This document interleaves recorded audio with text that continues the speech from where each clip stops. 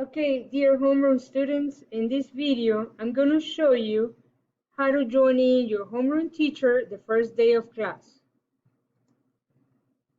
Okay, very essential. Just make sure that you find a quiet working area at home because you're about to start your virtual homeroom session. Okay, so let's get started. Here's where you will need to go on the first day of class. You will type on your URL box homeroom.pmhsmavs.com,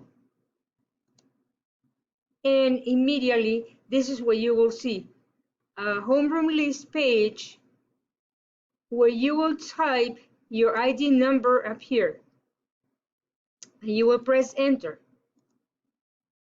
Okay, right after that your homeroom teacher name will appear in this box, and the red box will appear here that will say virtual room. Make sure that you press that, enter that button. Okay, your teacher will be there waiting for you in one of these platforms, either Zoom, Schoology Conference, or Google Meets. Just, you will be in the waiting room. Be patient, your teacher will let you in soon.